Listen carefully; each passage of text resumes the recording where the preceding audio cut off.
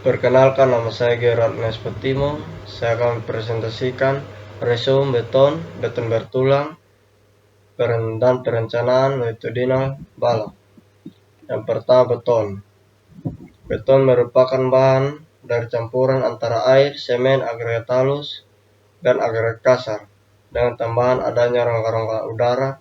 Campuran bahan-bahan pembentuk beton harus ditetapkan sedemikian rupa sehingga menghasilkan beton basa yang mudah dikerjakan, memenuhi kekuatan tekan rencana setelah mengeras, dan cukup ekonomis. Secara umum, proporsi komposisi unsur pembentuk beton adalah secara komposisi dari satuan adukan beton adalah: yang pertama, semen. Semen adalah bahan yang bertindak sebagai pengikat untuk agregat. Jika dicampur dengan air, semen menjadi pasta.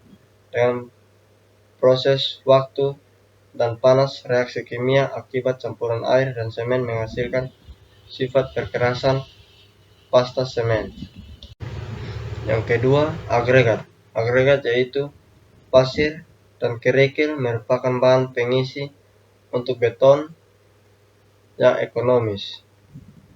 Adukan harus dibuat sebanyak mungkin agregatnya.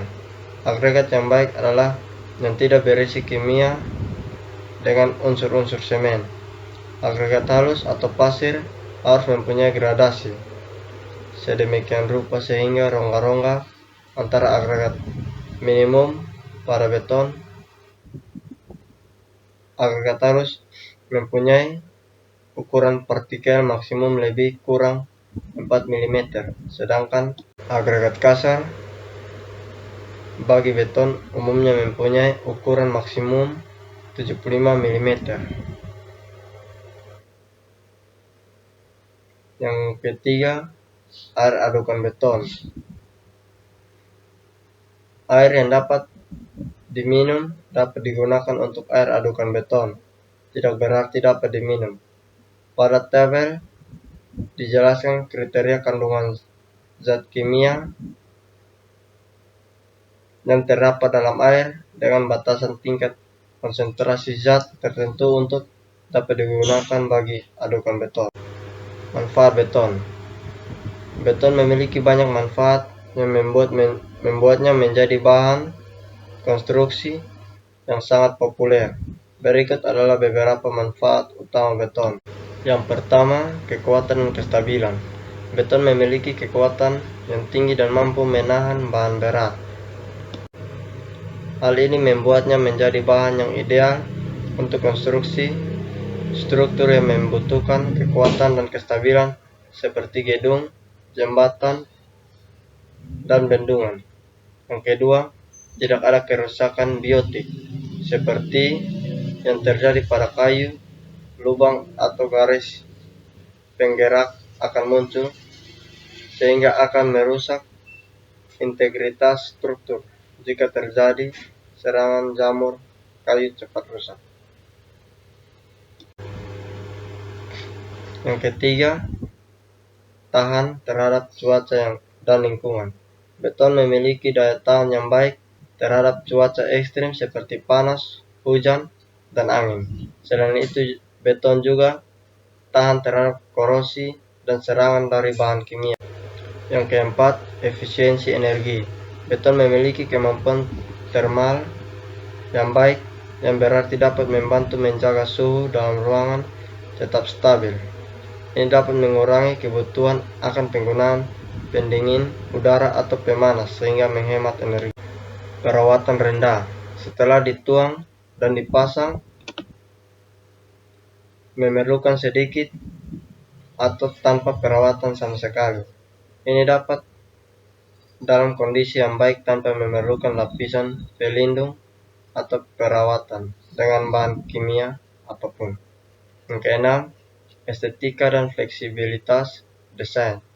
Beton dapat dicetak dalam berbagai bentuk dan tekstur, memberikan fleksibilitas desain yang tinggi, memungkinkan untuk menciptakan bangunan dengan tampilan yang menarik dan unik.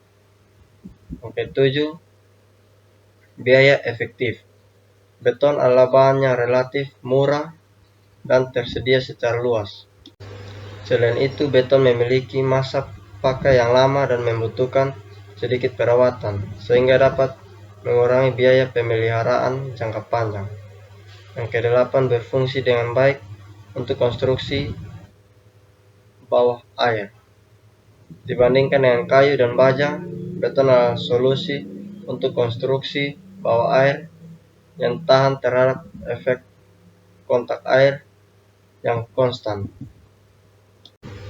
Ini sebabnya beton dipercaya untuk konstruksi terendam atau bawah air seperti kanal, saluran pipa, struktur bangunan, dan masih banyak lagi bahan dalam air dengan sulfat dan klorida terlarut.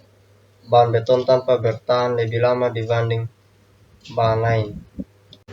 Yang kesembilan, keberlanjutan. Beton dapat didaur ulang dan digunakan kembali sebagai agregat dalam produksi beton baru. Ini membantu mengurangi limbah konstruksi dan mengurangi dampak lingkungan dari industri konstruksi. Yang ke-10, daya tahan terhadap api. Beton memiliki sifat tahan terhadap api yang baik. Ini berarti beton tidak mudah terbakar dan dapat memberikan perlindungan tambahan terhadap kebakaran. Hal ini membuatnya menjadi pilihan yang aman untuk bangunan komersial, industri, dan perumahan. Berikut kelemahan beton yang perlu diperhatikan. Yang pertama, berat. Beton memiliki densitas yang tinggi sehingga membuatnya menjadi bahan yang berat. Hal ini dapat menyebabkan kesulitan dalam pengangkutan dan pemasangan struktur beton. Selain itu, beban berat beton juga dapat mempengaruhi desain struktur yang memerlukan perhitungan yang lebih teliti. 2. Retak. Beton rentan terhadap retak, terutama jika dikenai beban yang berlebihan atau perubahan suhu yang ekstrim. Retakan dapat terjadi pada permukaan beton atau dalam struktur beton. Retakan ini dapat mengurangi kekuatan keindahan estetika beton sehingga mengurangi kinerja struktur. Yang ketiga, perawatan dan perbaikan beton. Beton membutuhkan perawatan yang tepat agar tetap dalam kondisi yang baik. Permukaan beton perlu dijaga agar tidak terkena kerusakan akibat cuaca, korosi, atau bahan kimia. Jika terjadi kerusakan atau retak pada beton, perbaikan dapat menjadi pekerjaan yang rumit dan memerlukan biaya tambahan. 4. Waktu pengeringan. Beton membutuhkan waktu yang cukup lama untuk mengering dan mencapai kekuatan penuhnya. Proses pengeringan ini dapat memakan waktu berhari-hari atau berbulan-bulan, tergantung pada kondisi lingkungan. Hal ini dapat mempengaruhi jadwal konstruksi dan penggunaan struktur beton. Yang kelima, pengaruh lingkungan. Beton dapat terpengaruh oleh lingkungan yang keras seperti paparan air laut, bahan kimia, atau suhu ekstrim. Paparan tersebut menerus terhadap lingkungan yang merusak dapat mengurangi umur pakai dan kinerja beton. Pemborosan material. Proses produksi beton dapat menghasilkan limbah dan pemborosan material. Selain itu, penggunaan agregat alam dapat produksi beton berdampak negatif terhadap lingkungan. Upaya pengurangan limbah dan penggunaan bahan alternatif dalam kondisi beton dapat membantu mengatasi kelemahan ini. Sistem-sistem struktur beton. Struktur beton merupakan perpaduan antara arsitektur dan teknik, sehingga memenuhi fungsi tertentu. Sistem-sistem beton dibentuk dari berbagai elemen struktur beton yang bila dipadukan menghasilkan suatu sistem menyeluruh. Secara garis besar, komponen dapat diklarifikasi menjadi 5 komponen. Yang pertama, slab. Slab elemen horizontal utama yang menyalurkan beban hidup maupun beban mati ke rangka pendukung vertikal dari suatu sistem struktur. Yang kedua, balok. Balok adalah elemen struktur yang menyalurkan benda-benda tributari dari slab lantai ke kolom penyangga yang vertikal. Yang ketiga, kolom. Kolom adalah elemen vertikal yang memikul sistem lantai struktur. Elemen ini merupakan elemen yang mengalami tekan pada umumnya disertai dengan momen lentur. Yang keempat, dinding. Dinding adalah penutup vertikal rangka bangunan. Biasanya tidak lurus, harus terbuat dari beton, tetapi terbuat dari material yang secara elastis memenuhi kebutuhan fungsional dan bentuk suatu sistem struktur. Kelima, fondasi. Fondasi adalah elemen struktur yang meneruskan beban dari struktur di atasnya ke tanah yang memikulnya. Fondasi memiliki bentuk lain seperti tiang yang tertancap ke tanah. Fondasi gabungan yang memikul lebih dari satu kolom, fondasi telapak, dan fondasi rakit. Yang pada dasarnya adalah konstruksi slab dan balok bali. Yang berikut, beton bertulang. Beton bertulang adalah beton yang menggunakan tulangan dengan jumlah dan luas tulangan tidak kurang dari nilai minimum dan disyaratkan dengan tanpa praktekan dan direncanakan berdasarkan asumsi bahwa kedua material bekerja sama-sama dalam menahan gaya yang bekerja. Kelebihan dan kekurangan beton bertulang. Yang pertama, beton bertulang memiliki kuat tekan yang relatif lebih tinggi dibandingkan dengan material yang lain. Kedua, beton bertulang mempunyai ketahanan yang tinggi terhadap cuaca ekstrim. Struktur beton bertulang sangat kokoh. Yang ketiga, beton bertulang tidak memerlukan biaya pemeliharaan yang tinggi dibandingkan dengan material yang lain. Yang keempat, dibandingkan dengan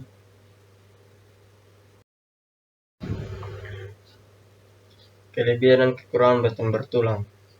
Yang pertama, beton bertulang memiliki kuat tekan yang relatif lebih tinggi dibandingkan dengan material yang lain. Yang kedua, beton bertulang mempunyai ketahanan yang tinggi terhadap cuaca ekstrim. Yang ketiga, struktur beton bertulang sangat kokoh. Yang keempat, beton bertulang tidak memerlukan biaya pemeliharaan yang tinggi dibandingkan dengan material yang lain. Yang kelima, dibandingkan dengan bahan lain, beton bertulang memiliki usia layak yang panjang. Yang keenam, beton bertulang merupakan satu-satunya bahan yang ekonomis untuk pembangunan fondasi tapak, dinding, basement, dan tiang tumpuan jembatan. Yang ketujuh, salah satu ciri khas beton bertulang adalah kemampuan untuk dicetak menjadi bentuk yang beragam, mulai dari pelat, balok, dan kolom yang sederhana sampai atap kubah dan cangkang besar. Yang kedelapan, di sebagian besar daerah, beton terbuat dari bahan-bahan lokal yang murah, seperti pasir, kerikil, dan air, dan relatif hanya membutuhkan sedikit semen dan tulangan baja. Yang kesembilan, keahlian buruh yang dibutuhkan untuk membangun konstruksi beton bertulang lebih rendah bila dibandingkan dengan bahan lain seperti struktur baja. Kekurangan atau kelemahan beton bertulang. Beton mempunyai kuat tarik yang sangat rendah, sekitar 10% dari kekuatan tekan, sehingga memerlukan penggunaan tulang tarik. Beton bertulang. Yang kedua, beton bertulang memerlukan backcasting untuk menahan beton sampai beton tersebut mengeras. Biaya pembuatan backcasting sangat mahal. Di Amerika Serikat, biaya backcasting berkisar antara 1/3 hingga 2/3 dari total biaya suatu struktur beton bertulang, dengan nilai sekitar 50%. Yang ketiga, rendahnya kekuatan persatuan berat dari beton mengakibatkan beton bertulang menjadi berat. Yang keempat, sifat-sifat beton sangat bervariasi karena bervariasinya proporsi, campuran, dan pengadukan. Sistem struktur beton bertulang. Sistem struktur dinyatakan dengan kegunaan sistem seperti struktur jembatan, bangunan, tangki, bendungan, atau pesawat udara. Secara khusus,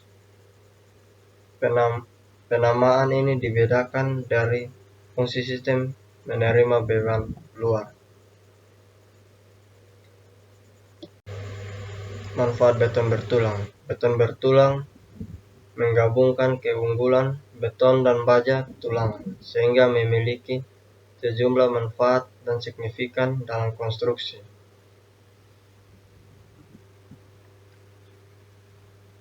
Berikut ini adalah beberapa manfaat utama dari beton bertulang.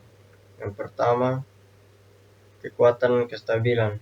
Beton bertulang menggabungkan kekuatan beton yang tinggi dengan kekuatan baja tulangan.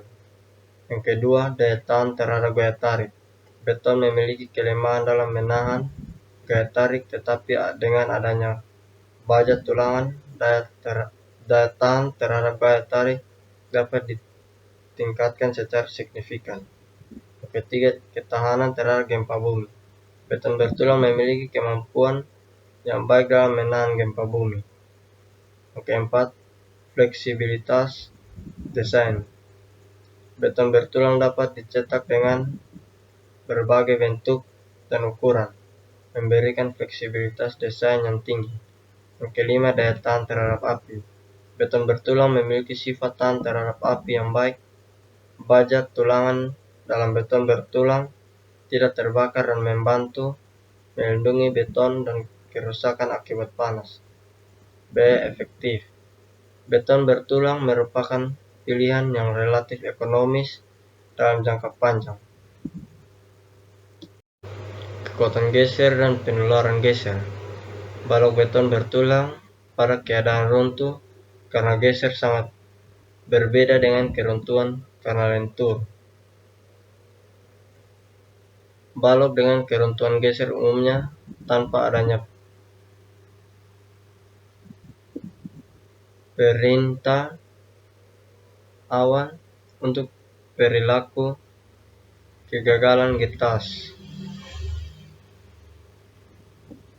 Penampang harus dirancang cukup kuat untuk memikul beban geser luar rencana. Gaya geser secara bersama ditahan oleh sengkang atau tulangan geser pada beton. Terdapat dua jenis sengkang yang digunakan. Yang pertama, sengkang vertikal, dan yang kedua, sengkang miring atau tulangan miring. Diameter sengkang yang umum digunakan 8, 10, 12 mm. Kuat geser yang disumbangkan tulang geser. Sengkang yang terpasang tegak lurus terhadap sumbu aksial komponen struktur jaringan kawat baja yang dipasang tegak lurus terhadap sumbu aksial komponen struktur. Sengkang dengan sudut lebih besar dari 45 derajat terhadap sumbu tulangan tarik yang dibengkokkan lebih besar dari 30 derajat terhadap sumbu tulangan tarik kombinasi tulangan, sengkang, dan tulangan tarik yang dibengkokkan tulang spiral. Yang terakhir, perencanaan longitudinal balok.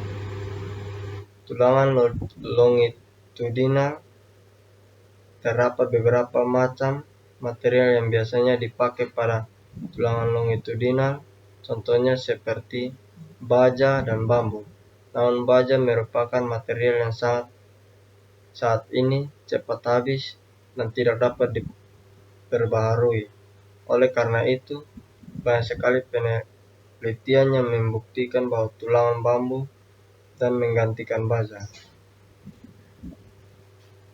Perbedaan mengenai perbedaan tulangan bambu dan baja adalah satu, tulangan baja.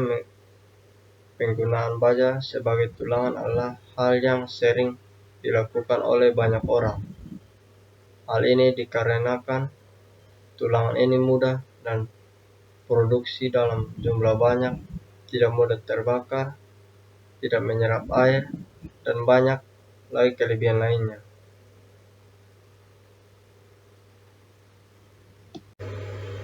Tulangan bambu. Bambu mempunyai kuat tarik yang cukup tinggi, yakni kuat tarik antara 100 sampai 400 MPa, hampir menyamai kekuatan tarik besi tulangan, setara dengan setengah sampai 1/4 dari tegangan ultimate besi. Bambu mempunyai serat yang sejajar, sehingga kekuatan terhadap gaya normal cukup baik. Bambu berbentuk pipa sehingga momen lembamnya cukup tinggi. Oleh karena itu, bambu cukup baik untuk memikul momen lentur, dan berat bambu sekitar 1/9 dari berat besi. Selain itu, bambu memiliki beberapa kelebihan sebagai tulangan pada beton. Yang pertama, tulangan bambu lebih ekonomis dibandingkan dengan tulangan baja. Yang kedua, bambu dapat diperoleh dengan mudah. Yang ketiga, pertumbuhannya cepat. Yang keempat, material bambu merupakan jenis material konstruksi yang ringan. Yang kelima, material bambu dapat diperbaharui dan memiliki kuat tarik yang tinggi. Manfaat tulangan longitudinal balok. Memiliki beberapa manfaat penting dalam konstruksi beton bertulang. Yang pertama, meningkatkan kekuatan struktur. Tulangan longitudinal berperan penting dalam meningkatkan kekuatan struktur balok beton. Yang kedua, meningkatkan ketahanan terhadap gaya tarik. Beton memiliki kekuatan yang baik dalam menahan gaya tekan, tetapi memiliki kelemahan dalam menahan gaya tarik. Dengan adanya tulangan longitudinal, kekuatan tarik balok dapat ditingkatkan secara signifikan. Yang ketiga, meningkatkan distribusi beban. Tulangan longitudinal membantu dalam mendistribusikan beban dengan lebih merata pada balok. Keempat, memperpanjang umur pakai struktur. Tulangan longitudinal membantu meningkatkan umur pakai struktur beton bertulang dengan mencegah terjadinya retak atau keruntuhan pada balok. Tulangan longitudinal membantu menjaga integritas struktur dalam jangka waktu yang lebih lama. Yang kelima, memenuhi persyaratan peraturan dan standar. Tulangan longitudinal pada balok beton bertulang diperlukan sesuai dengan persyaratan peraturan dan standar yang berlaku. Kelemahan tulangan longitudinal balok. Yang pertama, pengaturan yang rumit. Penempatan tulang longitudinal pada beton bertulang membutuhkan perencanaan dan pengatur yang cermat. Yang kedua, biaya tambahan. Penggunaan tulangan longitudinal pada beton bertulang memerlukan biaya tambahan untuk pembelian, pemotongan, dan pemasangan tulangan. Yang ketiga, potensi korosi. Tulangan longitudinal terbuat dari baja yang rentan terhadap korosi jika terpapar air atau lingkungan yang lembab. Yang keempat, perawatan yang diperlukan. Tulangan longitudinal memerlukan perawatan yang tepat untuk menjaga kekuatan keandalannya. Hal ini termaksud perlindungan terhadap korosi, pemeliharaan rutin, dan perbaikan jika ditemukan kerusakan atau retak pada tulangan. Yang kelima, potensi retak pada titik sambung. Titik sambung antara tulang longitudinal dapat menjadi titik lemah yang rentan terhadap retak. Jika titik sambung tidak dirancang atau dieksekusi dengan baik, dapat terjadi retak atau kegagalan pada tulangan longitudinal. Fungsi utama tulangan longitudinal. Fungsi utama baja tulangan pada struktur beton bertulang yaitu untuk menahan gaya tarik. Oleh karena itu, pada struktur balok kolom, pelat, fondasi, ataupun struktur lainnya dari berbagai beton bertulang, selalu diupayakan agar tulangan longitudinal dipasang pada serat-serat beton yang mengalami tegangan tarik. Kesimpulan, beton adalah bahan konstruksi yang kuat dan tahan lama. Beton terbuat dari bahan campuran dari semen, pasir, kerikil, dan air. Ada juga bahan tambahan seperti mineral maupun kimia yang memiliki kekuatan tekan yang tinggi dan mampu menahan beban yang berat. Beton bertulang adalah jenis beton yang diperkuat dengan baja tulangan. Baja tulangan ditempatkan dalam beton untuk meningkatkan kekuatan dan ketahanan terhadap tekanan dan gaya tarik. Beton bertulang digunakan secara luas dalam konstruksi bangunan dan infrastruktur. Perencanaan tulangan longitudinal adalah proses merencanakan dan menentukan jumlah, ukuran, dan letak baja tulangan longitudinal yang diperlukan dalam struktur beton bertulang. Tulangan longitudinal digunakan untuk menahan gaya tarik yang terjadi pada beton. Perencanaan tulangan longitudinal melibatkan analisis struktur, perhitungan beban, dan pemilihan ukuran dan letak tulangan yang sesuai. Jadi kesimpulan dari perencanaan tulangan longitudinal adalah bahan ini merupakan langkah penting dalam memastikan kekuatan dan keandalan struktur beton bertulang. Dengan melakukan perencanaan yang baik, kita dapat memastikan bahwa struktur dapat menahan beban dan gaya yang diberikan dengan aman dan efisien. Demikian presentasi saya. Terima kasih.